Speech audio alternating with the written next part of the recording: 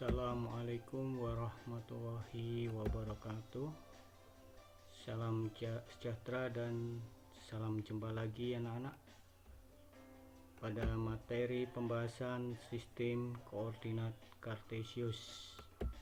Kalian bertemu lagi dengan Bapak Hadiono. Saya sendiri Bapak Hadiono, Magister Pendidikan. Pada video pembelajaran kali ini, materi yang akan saya bahas adalah bagaimana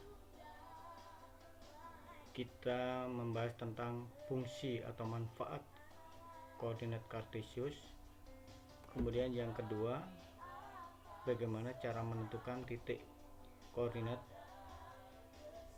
pada bidang koordinat Kartesius. Baik, fungsi koordinat Kartesius.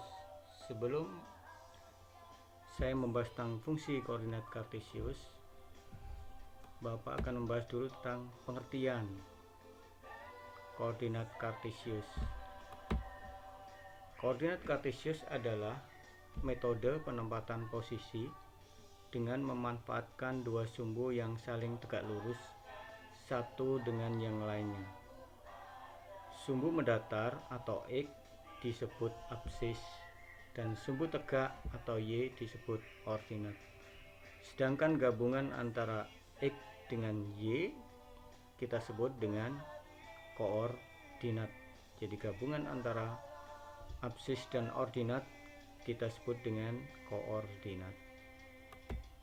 Kemudian nama koordinat Kartesius itu sendiri diambil dari tokoh matematika yang sekaligus filsuf dari negara Prancis yang bernama René Descartes, untuk mengenang jasa-jasa beliau. Kemudian fungsi koordinat Kartesius dalam kehidupan sehari-hari adalah untuk memudahkan kita dalam mencari lokasi, tempat, wilayah dengan memanfaatkan aplikasi Google Map yang sering kita sebut dengan koordinat GPS. Aplikasi ini juga sering dimanfaatkan oleh nakoda dalam pelayaran atau pilot dalam penerbangan dan lain-lain untuk menentukan posisi atau tempat. Bahkan kalian sendiri kalau kebingungan, kalian juga menggunakan Google Map ya untuk mencari tempat ya, dengan gunakan koordinat GPS yang ada di Google Map. Baik, bagaimana menentukan titik pada sistem koordinat Kartesius? Bidang koordinat Kartesius itu sendiri dibagi menjadi 4 bagian. Yang pertama adalah kuadran 1, kalian lihat di situ. Angka Romawi 1 itu adalah wilayah koordinat 1. Kuadran 1. Sedang Romawi 2 adalah wilayah kuadran 2. Wilayah kuadran 2 itu X-nya negatif, Y-nya positif. Sedangkan Romawi ketiga itu disebut dengan wilayah kuadran ketiga, di mana X negatif, Y juga negatif. Sedangkan pada angka Romawi 4 itu adalah wilayah atau kuadran 4, di mana X positif, Y negatif. Sedangkan yang di tengah-tengahnya 0,0 itu disebut dengan origin atau titik pusat. Nah, pada video pembelajaran kali ini saya akan membahas tentang posisi titik pada bidang koordinat, kemudian posisi titik terhadap titik acuan, dan posisi garis terhadap garis sumbu. Baik, pertama kali kita bahas tentang posisi titik pada bidang koordinat. Anak-anak, tentunya kalian pernah membuka aplikasi Google Map kan? Kalau pernah, pasti kalian lihat seperti gambar di video itu ya. Bagaimana cara membacanya? Kita lihat di sini. Google Map kita terapkan pada koordinat kartesius di samping. Di situ tampak ada gambar, ada hotel, ada bank, ada kantor pos, ada sekolah, ada pasar. Lalu bagaimana kita membacanya? Baik, posisi hotel di situ posisinya terletak pada C,5. Kemudian bank pada posisi F,5. Sedangkan kantor pos pada posisi J,3. Bagaimana dengan sekolah dan pasar? Siapa yang tahu, anak-anak? Betul sekali, posisi sekolah adalah J,9, sedangkan posisi pasar adalah F,10. Lalu bagaimana penerapannya pada bidang koordinat kartesius? Perhatikan koordinat kartesius di bawahnya. Itu ada titik A, titik B, titik C, dan titik D. Posisi titik A di mana? Ya, betul sekali. Titik A adalah posisinya pada 5,2. Kemudian titik B posisinya adalah negatif 3,2. Bagaimana dengan posisi titik C dan D, anak-anak? Siapa yang tahu? Ya, titik C posisinya adalah negatif 5, negatif 3. Sedangkan titik D posisinya adalah 3, negatif 4. Baik, bagaimana posisi titik pada garis acuan? Kalian lihat gambar bidang koordinat pada video itu, pada video tersebut. Di situ ada rumah belajar, ada SMP Negeri 1, ada kantor Pemda, ada pasar. Baik, bagaimana posisi SMP Negeri 1? Anggap sumbu Y dan sumbu X itu adalah jalan.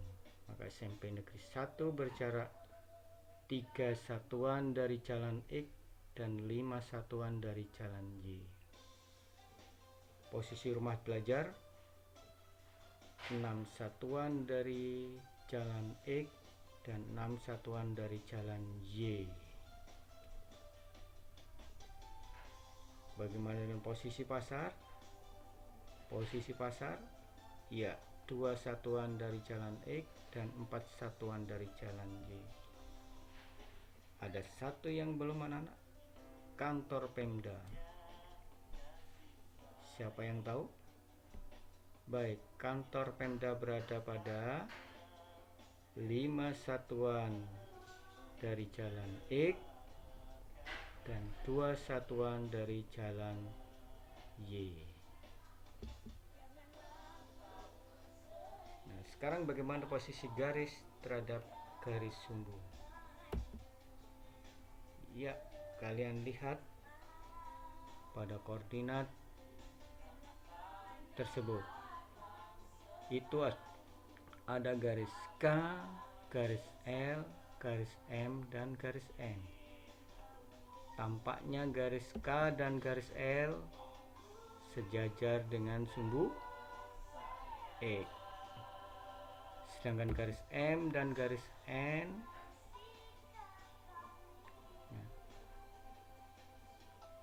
garis M dan garis N sejajar dengan sumbu Y.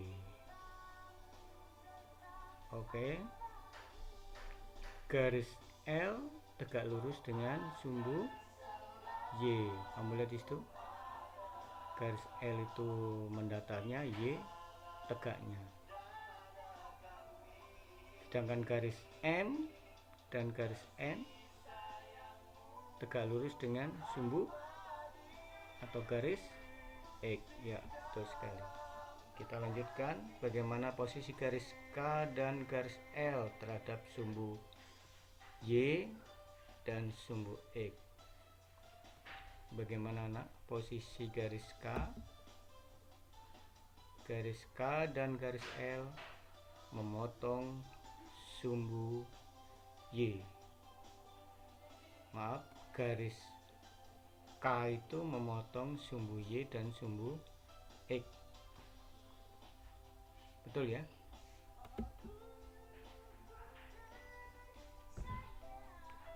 Oke, saya lanjutkan tugas peserta didik yang harus kalian kerjakan. Nomor 1, dengan menggunakan aplikasi Google Map, tentukan koordinat GPS rumah kalian masing-masing. Kalau kalian buka aplikasi Google Map, kalian tulis nomor atau alamat rumah kalian, nanti akan muncul titik merah di situ. Tekan titik merah sampai muncul angka di atasnya. Nanti ada negatif berapa, koma berapa itu contoh itu ya. Sudah ada contohnya. Baik. Nomor 2. Jajaran genjang ABCD mempunyai koordinat titik A negatif 2, negatif 3, C 8,4, D 0,4. Tentukan koordinat titik B. Jadi kamu harus menggunakan kertas berpeta untuk menentukan titik B. Buku berpeta ya. Nomor 3. Belah ketupat PQRS mempunyai koordinat titik P negatif 1,1, Q 3, negatif 2, R 7,1 dan S 3,4. Berapa panjang diagonalnya? Kalian gunakan dalil Pythagoras untuk menentukan itu, diagonal 1 dan diagonal 2. Kemudian B, tentukan luas bidang belah ketupat tersebut. Masih ingat rumus luas belah ketupat? Luas belah ketupat adalah setengah 1/2 kali diagonal 1 kali diagonal 2. Oke, Bapak lanjutkan tugas peserta didik yang kedua. Oke, tentukan koordinat tempat-tempat di atas, maksudnya di samping itu ya, dengan titik acuan yang diberikan. A, posisi kampus dan toko buku dengan titik acuan balai kota. Balai kota adalah di tengah-tengah dia. B, posisi stasiun dan apotek dengan titik acuan gedung pertemuan. Gedung pertemuan itu sama dengan balai kota, anak-anak ya. C, posisi balai kota titik acuan kampus. Posisi balai kota dengan titik acuan kampus. Berikutnya, nomor 2. Tentukan garis yang sejajar dengan sumbu X. Garis apa saja? Kemudian B, tentukan garis yang sejajar dengan sumbu Y. Garis apa saja? C, tentukan garis yang memotong sumbu X dan sumbu Y. Oke anak-anak, sudah jelas?